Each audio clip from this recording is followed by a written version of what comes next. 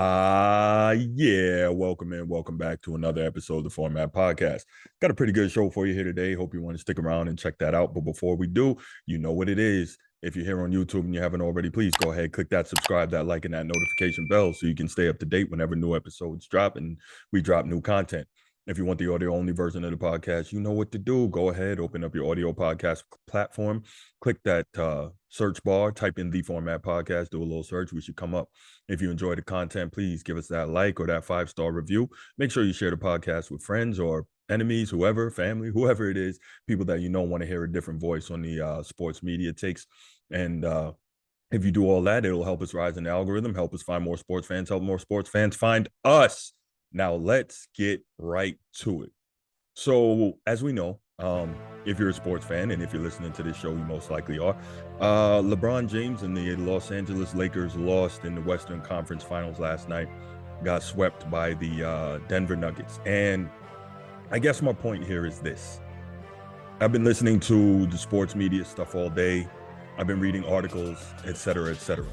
So unless you're one of the small percentage of people that actually picked the Nuggets to win that series, or unless you are located somewhere in Colorado, you're probably not hearing much about the Denver Nuggets, even though they swept and they're on to the NBA Finals. You're hearing about LeBron James. You're hearing about the Los Angeles Lakers. Now, let me say this. I understand how this thing works, right? I understand that the Lakers are the biggest brand as a franchise or an organization in the NBA. I get that. I get that LeBron James is the biggest individual brand in the NBA. I get that. I understand these things. I went to school for journalism. I totally get it. But with that said, there has to be some objectivity. We got to work on not being so clearly obvious with the bias. I do also understand that Los Angeles is one of the biggest media markets in the country. I understand that, about 35 million people live in the state of California. I got it. I got all that.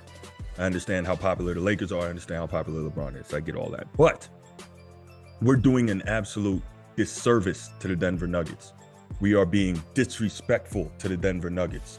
And Nuggets coach Mike Malone has been talking about that since the end of game one, where he discussed basically at the post-game presser how everyone was talking about how the Lakers should feel good after losing because they found some way to deal with Jokic. And instead, they should have been talking about how the Denver Nuggets were up 1-0 on the mighty Los Angeles Lakers. Now, you've got all this going on. And game after game, Mike Malone keeps talking, playing the lack of respect card. Now, every coach for the most part does that. No one respects us. We're the underdog, so on and so forth. But in this case, even though the Nuggets have been pretty much the best team in the West all season long, they've been getting ignored. They've been getting disrespected. I'm not a guy who has subscribed to the Jokic is the best player in the world thing for most of the season or even the past 2 MVPs that he's won. I thought Embiid should have won it last year. And had I a vote, I would have voted for Embiid this year. Embiid did end up winning this year. Obviously, I believe that in the individual matchup, Embiid is the superior player. However, Embiid clearly does not have what Jokic has in terms of influence on their game and the ability to push his team to a higher level, at least not yet. We haven't seen it from Embiid yet. So I was the guy who said that if Jokic proved it to me and showed that he was a better player, I would come on here in front of the world and I would say that Jokic is a better player. And I think that's pretty fair to say to this point.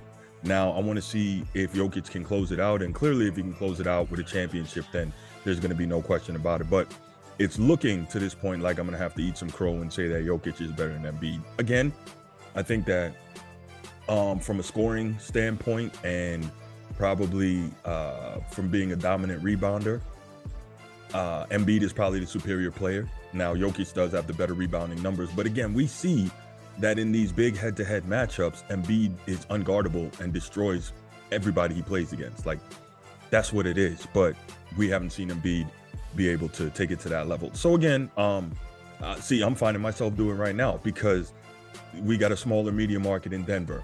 We got a team that's not sexy. We got a superstar that doesn't talk a lot in Jokic. He doesn't talk a lot. When he does, he's kind of soft-spoken. He lets his game do the talking, right? He's not a particularly easy guy to root for. Not that he's a bad guy or anything like that, but there's really nothing in him that stands out that makes you want to be a Jokic fan. But if you just watch this guy play, man, he's something special. He's not fast. He's not athletic. He can't jump. But he can pass the rock. He can lead the break. He's something that we pretty much haven't seen before in the NBA at the center position. Notice I said in the NBA. If you go and you dig through YouTube or you dig through the internet and look for pre-NBA clips of Arvydas Sabonis or maybe Vlade Divac, those guys were doing a lot of the same things. Obviously, they weren't given the opportunity to do it on the NBA level because back then in the NBA, that's not what centers did. But the point is, to this point, Jokic is something that we have not seen before in the NBA level, and he's a tremendous, tremendous basketball player.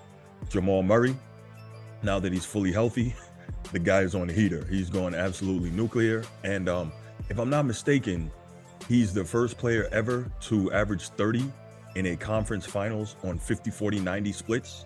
Absolutely insane. When I say 50, 40, 90 splits, that's 50% from the field, 40% from three, 90% from the line.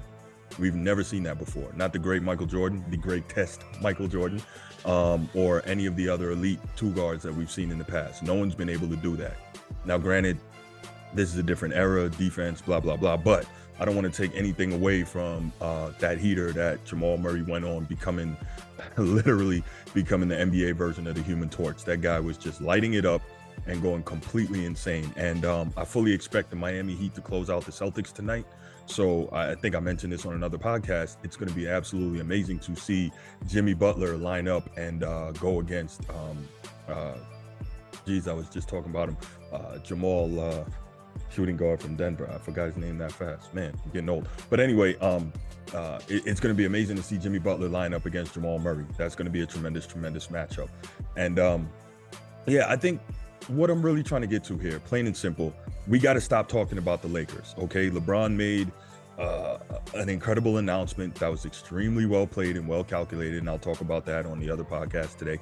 But the Nuggets really need their due respect, and right now, they are clearly the best team in the West because they earned their way out of that conference, and they may be the best team in the league. We don't know yet. We'll find out very shortly. But they are playing tremendous, tremendous basketball, and they are due their respect. They are due us talking more about them. Jokic is due more us talking about him. Jamal Murray is more due us talking about him. And so, brand or no brand, we got to be fair here, man. You lost, being you, the Lakers. You lost. Go sit by yourself, revamp, get it back together, come back next season and try it again. We need to stop talking about these guys and give the Nuggets their due. So what I want to know from you, do you think that Jokic and the Nuggets are getting enough respect from the national media? Why do you think we're still talking about the Lakers? Do you think we should calm down with the Laker talk? And I want to hear those comments. Leave them in the comment section. Can't wait to hear from you. And I'll be back on the next episode. And I'm out. Peace.